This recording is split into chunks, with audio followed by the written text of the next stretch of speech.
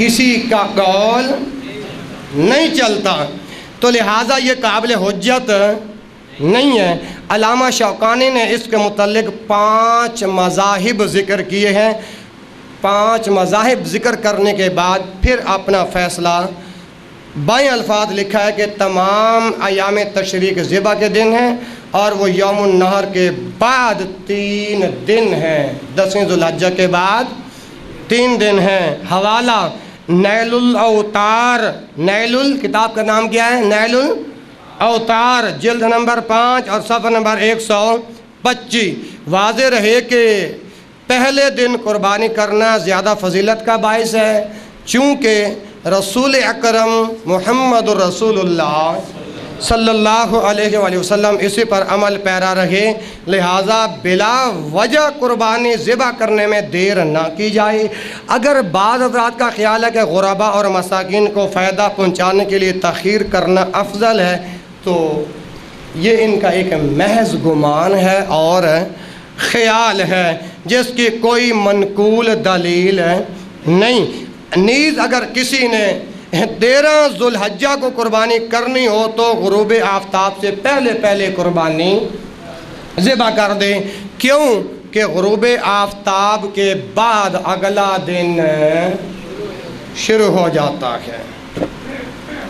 یہ بھی آ گیا کہ قربانی کے کتنے دن ہیں، اور حلال جانور کی اوجری کے متعلق بھی آ گیا۔ اب حلال جانور کے مکروہ یا حرام اعضاء کے بارے کے اندر بعض بھائی جو تخصیص کرتے ہیں، اس کے بارے میں سن لیں۔ یہ فتاویٰ صاحب الحدیث ہے، جلد نمبر 1 ہے، صفحہ نمبر 458 ہے۔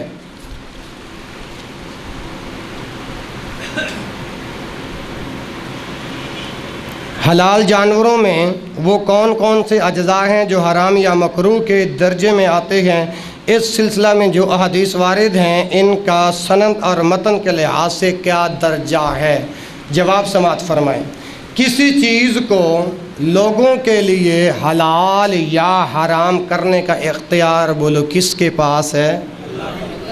بلند آواز، کس کے پاس ہے؟ اللہ کے پاس ہے۔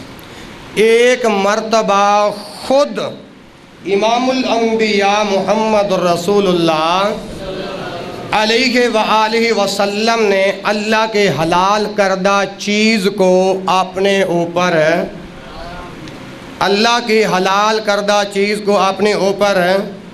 آپ کہیں گے بھائی وہ کیسے حرام کیا؟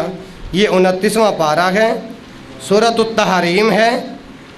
اس کے اندر اللہ رب العالمین فرماتے ہیں یا ایھا النبی لما تحرم ما احل اللہ لک تبتغی مرضاتا۔ یہ سورۃ التحریم 28ویں پارے میں ہے یا 29ویں پارے میں ہے؟ غالباً 28ویں پارے میں ہے۔ قد سمع اللہ۔ حافظ صاحب تو سو رہے ہیں، چلو یہ بھی ہماری ہیلپ کر دیتے ہیں، چلو خیر۔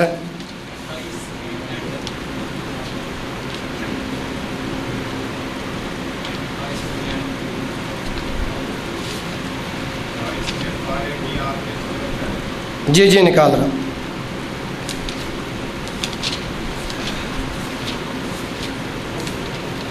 یہ ہے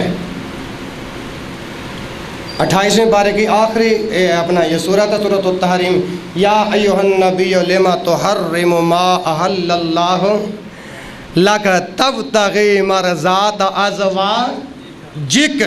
یہ ہے وہ حکم کہ ایک مرتبہ خود رسول کریم صلی اللہ علیہ وآلہ وسلم نے اللہ کی حلال کردہ چیز کو اپنے اوپر حرام کر لیا، تو اللہ تعالیٰ نے اس بات کا آپ صلی اللہ علیہ وسلم سے بائیں الفاظ نوٹس لیا، اے نبی جس چیز کو اللہ تعالیٰ نے آپ کے لیے حلال، لما تحرم ما احل اللہ لک، اللہ نے آپ کے لیے حلال کیا، آپ اسے حرام کیوں قرار دیتے؟ آپ اسے حرام کیوں قرار دیتے ہیں؟ کیونکہ بندوں پر اللہ کی حلال یا حرام کردہ چیزوں کا علم رسول اکرم محمد الرسول اللہ صلی اللہ علیہ وسلم کے ذریعے سے ہوتا ہے، اس لیے بعض اوقات اس کی تحلیل و تحریم کی نسبت رسول اکرم شفیع معظم جناب محمد رسول اللہ صلی اللہ علیہ وسلم کی طرف سے بھی کی جاتی ہے۔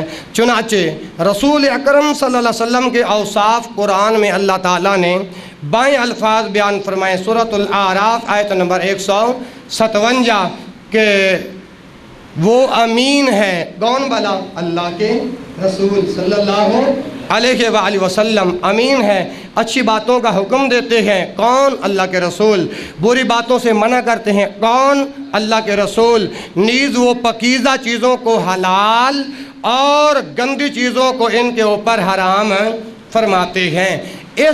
اس تمہید کے بعد واضح ہوا کہ جو جانور اللہ تعالیٰ نے انسانوں کے لیے حلال کیے ہیں ان کے تمام اجزاء بالعموم حلال ہیں۔ اگر اللہ خود کسی چیز کو حرام کر دے تو الگ بات ہے، جیسا کہ حلال جانور کو ذبح کرتے وقت اس کی رگوں سے جو تیزی کے ساتھ خون بہتا ہے جسے دم مسفوح کہا جاتا ہے تو اللہ تعالیٰ نے قرآن مجید میں حرام قرار دیا ہے۔ سورۃ الانعام آیت نمبر 145۔ آپ کہہ دیجئے کہ جو احکام بذریعہ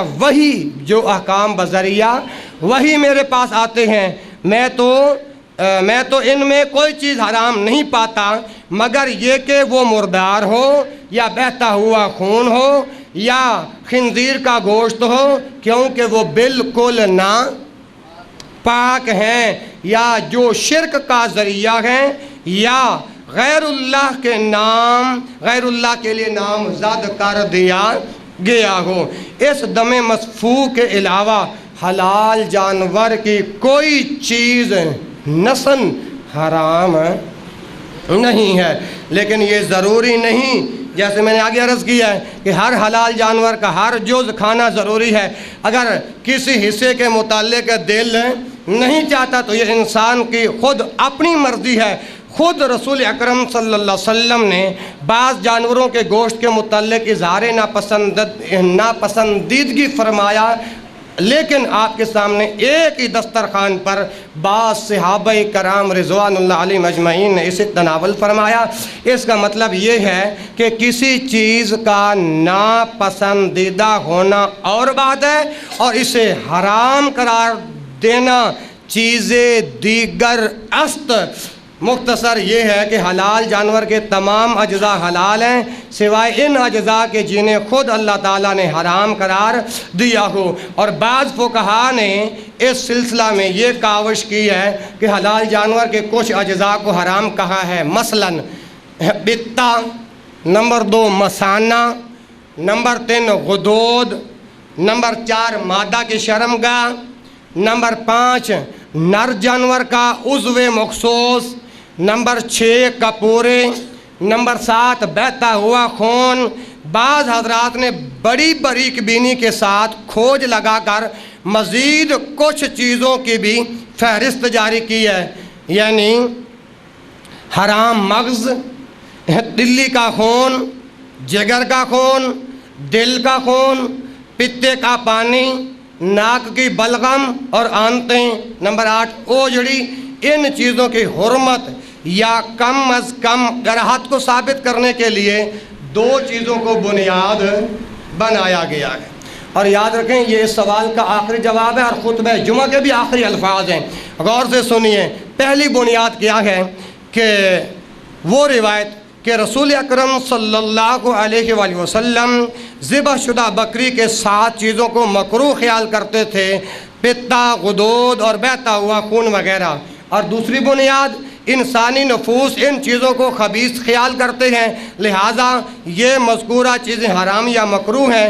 ان حضرات کے نزدیک عقل و نقل کے اعتبار سے یہ چیزیں ناپسندیدہ اور خبیث ہیں، لہٰذا انہیں حرام ہونا چاہیے۔ اب ہم پہلی روایت کا کھوج لگاتے ہیں اور محدثین کرام محدثین کے ہاں ان کا درجہ متعین کرتے ہیں۔ اس روایت کو علامہ سیوطی نے المعجم الاوسط للطبرانی، السنن الکبریٰ للبہقی اور کامل لابن عدی کے حوالے سے بیان کیا ہے، اور اس پر ضعف ہونے کی علامت بھی ثبت کی ہے۔ علامہ البانی رحمۃ اللہ علیہ نے ضعیف الجامع الصغیر کی رقم حدیث 4619 کے تحت بیان کیا ہے، اور اس کے